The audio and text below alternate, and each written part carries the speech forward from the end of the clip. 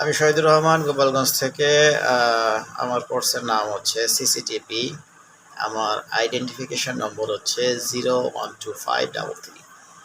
আমাদের কোর্সের শিক্ষক ছিলেন ডাক্তার মিজানুর রহমান সাহেব এবং ডাক্তার পবিত্র কুমার শীল সাহেব। দুজন অত্যন্ত আন্তরিক এবং অমায়িক ব্যক্তিত্ব। আমি তাদের সুস্বাস্থ্য নিরাপত্তা কামনা করছি।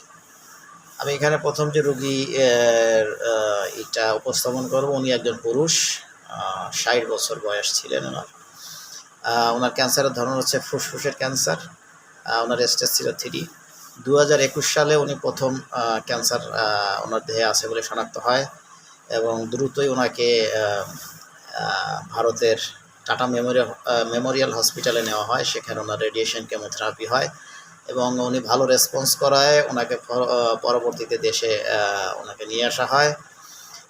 কিন্তু দুর্ভাগ্যজনকভাবে উনি দেশে আসার পরে 1.5 বছরের মাথায় ক্যান্সারটি আবার ফিরে আসে এবং ওনাকে আবার কেমোথেরাপি দেওয়া হলে উনি আর সার্ভাইভ করতে পারেন না এবং কিছুদিন শয্যাশায়ী হয়ে 2024 সালে উনি মৃত্যুবরণ করেন।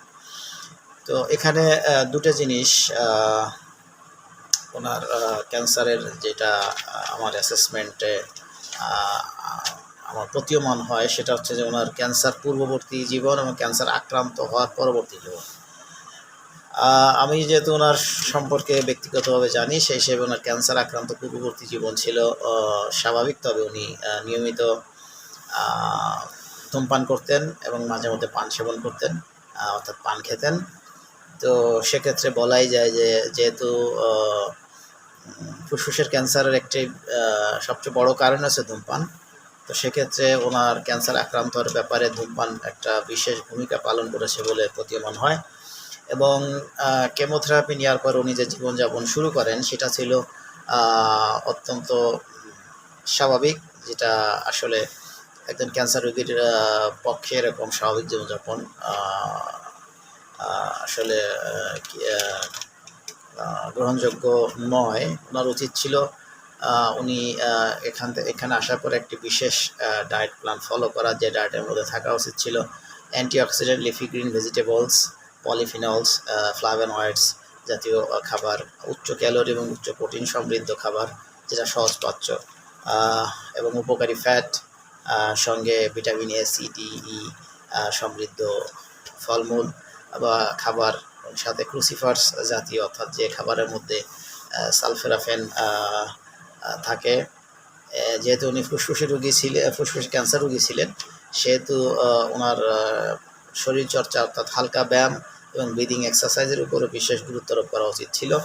মানসিক চর্চা করা উচিত ছিল। তো উনি যতটা খবর বা তথ্য আমার কাছে আছে, উনি এই জাতীয় কোনো কিছুই অনুসরণ করেননি। তো সেক্ষেত্রে বলাই যায় যে আসলে ওনার ক্যান্সার পূর্ববর্তী এবং ক্যান্সার আক্রান্ত পরবর্তী জীবন বিশ্লেষণ করলে সহজে অনুমেয় হয় যে উনি আসলে কেন ক্যান্সার আক্রান্ত হয়েছেন এবং কী কারণে খুব বেশি সার্ভাইভ করতে পারেননি। আমার দ্বিতীয় যে রুগী, ওনার নাম হচ্ছে জাহাঙ্গীর হোসেন। উনি একজন পুরুষ, 69 বছর বয়স। ওনার ক্যান্সারের ধরন হচ্ছে ব্রেন ক্যান্সার, অর্থাৎ ব্রেন টিউমার ছিল। স্তর ছিল তো 4th, অর্থাৎ 4 স্টেজের ক্যান্সার উনি ডায়াগনোসড হন। রোগীর সাইনাসের সমস্যা ছিল দীর্ঘদিন। তো ওনার একদিন ওনার নাক দিয়ে পানি আসেন, তো উনি এটাকে স্বাভাবিক মনে করে ওনার পারিবারিক হোমিও ডাক্তার ওনাকে দেখান। উনি প্রাথমিক ট্রিটমেন্ট দেন। এরই মধ্যে একদিন ওনার নাক দিয়ে রক্ত আসে এবং রক্ত আসার পরে উনি এবং ওনার পরিবার বুঝতে পারেন সামথিং রং। তো উনি ইমিডিয়েটলি ওনাকে ঢাকা নিয়ে যাওয়া হয়। কিন্তু যেহেতু 2024 সালে উনি ক্যান্সারে আক্রান্ত হন, সেই সময় আমাদের দেশের রাজনৈতিক পরিস্থিতি অত্যন্ত উত্তপ্ত ছিল। ফলশ্রুতিতে ওনার ট্রিটমেন্টটা অত্যন্ত ব্যাহত হয় ঢাকায়, এবং এরই ফলস্বরূপ ওনাকে দ্রুত আপনার ইন্ডিয়ার বিএলকে ম্যাক্স হসপিটালে নেওয়া হয়। সেখানে ওনার সার্জারি, কেমো এবং রেডিয়েশন থেরাপি হয় এবং অত্যন্ত ব্যয়বহুল চিকিৎসা হওয়ার কারণে ওনারা পরবর্তীতে রোগীকে নিয়ে দেশে চলে আসেন। দেশে আসার পরে ঢাকায় ডেল্টা কলেজ, মেডিকেল কলেজ এবং হাসপাতালে ওনাকে অ্যাডমিট করা হয়।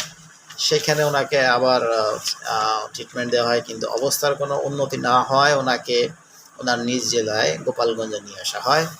এখানে আসার পরে স্থানীয় সরকারি হাসপাতালে ওনাকে আইসিইউতে ভর্তি করা হয়। ওখানে 24 দিন উনি থাকার পরে উনি মৃত্যুবরণ করেন। তো এখানে ওনার পরিবারের সঙ্গে কথা বলে যেটা পাওয়া গিয়েছে সেটা হচ্ছে যে উনি অত্যন্ত নিয়মতান্ত্রিক মানুষ ছিলেন, তবে ডায়েট এবং খাদ্য সম্পর্কে খুব বেশি উনি ধারণা রাখেননি বা সেই ধরনের কোনো কিছু ফলো করেননি। আরেকটা বিষয় হচ্ছে ওনার পারিবারিক ক্যান্সার ইতিহাস আছে। ওনার আগে ওনার ছোটো ভাই ক্যান্সারে আক্রান্ত হয়ে মারা যান। সেক্ষেত্রে ওনার অবশ্যই আগে থেকে সতর্ক হওয়া উচিত ছিল এবং ওনার নিয়মিত চেক আপ করা জরুরি ছিল, যেটা উনি করতে পারেননি দুর্ভাগ্যজনকভাবে। এবং ওনার বিশেষ কোনো ডায়েট উনি ফলো করেননি। সেক্ষেত্রে এটা আমরা বলতেই পারি যে যেহেতু ওনার পারিবারিক ইতিহাস আছে ক্যান্সারের, তো সম্ভবত এটাকে বিবেচনা করাই যেতে পারে যেটা জেনেটিক্যালি কেস। এবং ক্যান্সার সম্পর্কে সচেতনতা এবং সঠিক জ্ঞানের অপ্রতুলতার কারণেই হয়তো উনি নিয়মিত চেক আপ করেননি, কারণ উনি সচ্ছল ব্যক্তি ছিলেন। তো সেক্ষেত্রে বলাই যায় যে উনি আসলে মানে ওনার মেডিকেল চেক আপ ওনার পারিবারিক ইতিহাস হিসেবে করা উচিত ছিল, যেটা উনি করতে সমর্থ হননি। এরপরে আমার তৃতীয় যে রুগী, উনি একজন পুরুষ। ওনার বয়স হচ্ছে 78 বছর। ওনার ক্যান্সারের ধরন হচ্ছে প্রোস্টেট ক্যান্সার, এবং ওনার ক্যান্সারটা অ্যাডভান্স পর্যায়ের। তো 2017 সালে উনি ডায়াগনোজড হন যে উনি ক্যান্সারে আক্রান্ত, এবং ওনাকে ঢাকায় প্রফেসর ডাক্তার কামরুজ্জামান সাহেবের তত্ত্বাবধানে ওনার চিকিৎসা শুরু হয়। কিন্তু রুগী যেহেতু সচ্ছল, ওনার আত্মীয় স্বজন ওনাকে ইন্ডিয়া নিয়ে যায়, এবং ইন্ডিয়া নিয়ে গেলে ইন্ডিয়ান ডাক্তাররা ওনার সব কিছু দেখে শুনে বাংলাদেশি ডাক্তার